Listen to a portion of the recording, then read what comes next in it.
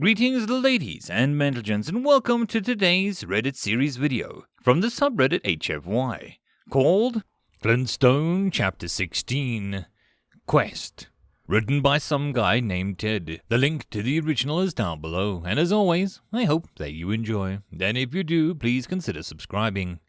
We were in Labramar, one of the 3 core worlds of the Swarm Empire. We were here in search of anything that could tell us about the location of the Skavalka, the planet where beings encase themselves in metal. We hoped that they could give Clint back his arm. There was only one problem. No one seemed to know anything about it, never having heard of it, so Clint and I were wandering the bowels of the Great Library, the greatest collection of knowledge in the galaxy, searching vainly for anything, a scrap of a page, a rumor, a whisper of a rumor, that could point us in the right direction. The dim lighting did not lend itself to easy viewing, but it would be difficult to lose the hulking mass that was Glintstone in anything other than total darkness. Clint had gotten annoyed with the lack of lighting, though, and grabbed a lantern off the wall and carried it with him.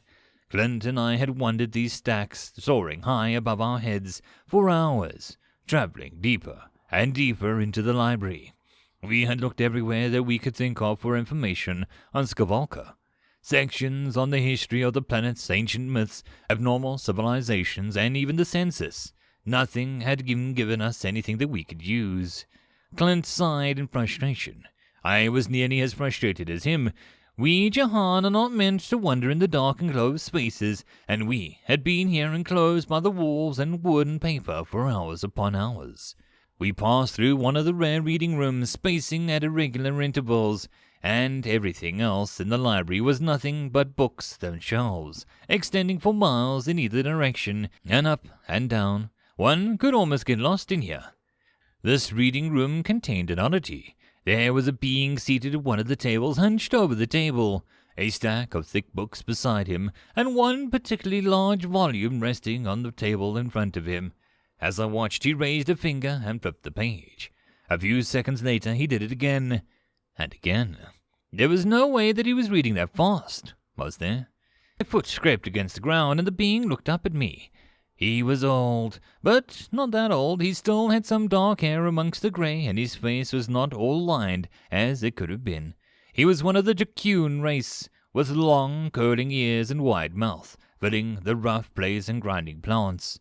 His heavy, lidded eyes blinked, and I could see the pale slit pupils narrow, adjusting to the light from our lamp.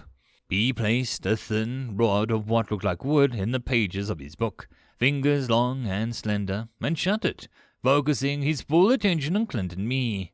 He stood from behind the table and made his way preponderously over to us. I thought that we should have kept moving, but the old man had a presence about him that made you want to stay and watch him. "What do we have here? Visitors? It's unusual for beings to wander in so deep into the library." The voice was dry and whispering, much like the books that he had surrounded himself with. "What brings you so far below the sun?"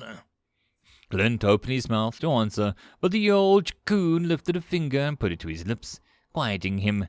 Clint seemed taken aback. No one touched Glintstone without his consent, not those who wished to have unbroken bones, but this old man had acted as if he was the most natural thing in the world. "Let me guess," he said, peering at us with his great yellow orbs.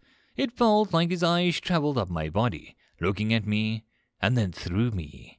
Though I knew it was impossible, I felt like this Raccoon had pulled back my skin and flesh and was looking deep into my soul. I shivered under that look. I wanted to move, but the gaze held me transfixed, unable to twitch. I was glad when his gaze fell on Clint. The old man's eyes travelled up Clint's body, starting from his boots. The being gazed past Clint's waist and his arms where it lingered for his stump for a moment and then moved on. He stared into Clint much longer than he had me. I could see Clint feeling the same thing that I had, the being's eyes peeling back the outer layers and gazing at your innermost center. The Raccoon blinked and stepped back to get a look at both of us. "You are searching for the Skavalka," the man proclaimed. I inhaled sharply. There was no way that this being could have known that. Clint shared that sentiment. How the hell did you know that? He asked him with a thundering voice. The being raised a finger to his lips. Shh, you're in a library. The dry paper voice admonished Clint. He continued. It was not a difficult observation to make. You are wandering the Great Library, the largest collection of knowledge in the galaxy, perhaps the universe. But information can be found in many places. Only the most rare and difficult to find information draws people here. Therefore, the information you seek is not easily found. You are missing an arm, very recently, based on the way you cradled it to your body. You are still getting used to it being gone. No doubt you have heard of the planet where the beings are made of metal. Yes, Clint interrupted, but no one else seems to have. The being blinked in at the interruption, then continued speaking as if nothing had happened. So, missing an arm and looking for hidden knowledge, it's not that far of a jump to the truth. I shook my head in amazement. Clint had a different reaction. So, you've heard of the place. Do you know how to get there? He asked, anxious. No, said the being. Clint's shoulders slumped. His head bowed. It was back to trotting the shelves again. But I know where you can find out.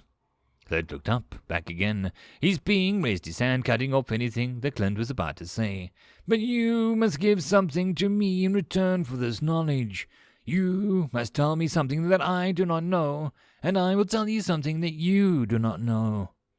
Clint opened his mouth to argue, but I quickly spoke, not wishing to ruin the chances at getting information we needed.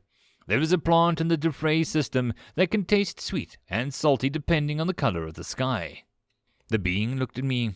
This I know. Try again. I was startled. The planet had been discovered by Clint and me when we were hiding out from the Frugan hunters. There was no way this being knew about it. Prove it, I said. What color must the sky be for it to be sweet, and what color for salty?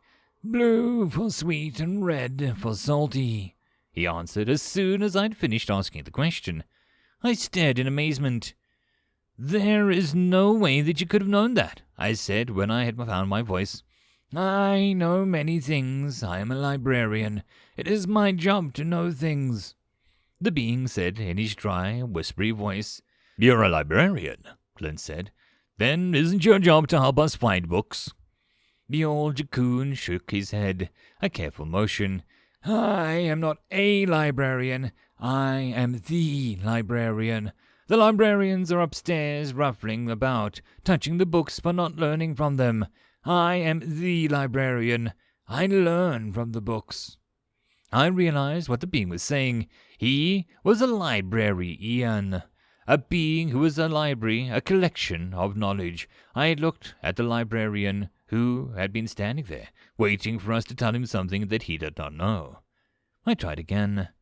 When the seed of the Casadu plant sprouts, it emits a chemical that turns the ground into radioactive material for years in order to drive off predators.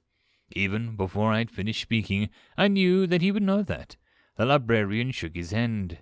Again, you tell me something that I already know. Pray that you find something that I do not know, or you will be wasting your time. I tried again, and again and again. Every time the librarian knew it and finished the fact before I did on several occasions. I grew more and more frustrated as time slipped by, and more amazed at the depth of knowledge that the being possessed. Clint clenched his jaw and then spoke in a growl. Do you know what it feels like to have your family murdered before your eyes and being helpless to do anything about it? Do you know what it feels like to be alone in the universe? The being shook his head, eyes looking at Clint with curiosity. Then let me tell you. Clint leaned in close to the librarian, whispering in his ear. I could not make out what he was saying, but saw the librarian's eyes widen and face grow pale. When Clint finished speaking, the librarian nodded his head. This I did not know. Come with me. I will take you to the Book of Travels. He walked off into the stacks and we followed. I wondered at what Clint had told the librarian that would make the knower of many things, which certainly included war and torture and murder, pale and upset. I knew that Clint would not tell me, and so I kept quiet about it. We followed the librarian through the winding shelves, going ever deeper into the heart of the library. The librarian stopped suddenly and pulled a book off the shelf. I did not know how he knew that it was the book identical to the other thousands of books that we had just walked past. I noticed the title on the spine, The Book of Travels, Volume 3056. I looked back at the shelves that we had just walked by. The reason the books looked the same was that they were the same books, just different chapters. My scalp prickled when I realized how much had to have been written to fill 3056 volumes. The librarian flipped through the book at lightning pace, pages creating a gentle breeze. They came to a rest on a page, filled by a single paragraph. Clint grabbed the book and looked at the writing. "What is this language?" he demanded. "What does it mean?" The librarian sighed. "It means that you will find Skavalka in the Staha-Waha system." "I thought the system was destroyed when the sun exploded, taking the planets with it," I said. The librarian looked at me. "Not destroyed, only misplaced. The planet you are interested in is floated off into space and is now orbiting the star of Dahath." "Now that I know how to find," Clint said. "I thank you for your help and I bid you a good day." He turned around and walked back the way we came. I thanked the librarian as well as we hurried after Clint. I could feel the librarian's strange, penetrating eyes following me until I turned a corner and was lost to sight. We spent about an hour trying to find our way out of the library. Finally, it was behind a stack of books and to get back to Susan. We took off and Clint set a course to Skavalka. End of chapter. I hope that you enjoyed, and if you did, please consider subscribing. If you wish to support the author, there is a link to the original story, so pop over there and give him your support. If you wish to support this channel, however, there are a few ways to do so. The best and easiest would be to share this video with other people, as well as liking, subscribing, and leaving a comment. All of these things tell the algorithm that this channel is at least vaguely interesting, and that may share it with other people. If you wish to support the channel in some other manner, watching my other videos would also help tremendously. Or, if you really like, there is a link down below to leave a tip or to join the Patreon. Any and all support is very much appreciated. And I hope that you all have a good one until the next time, and I'll see you then. Cheers.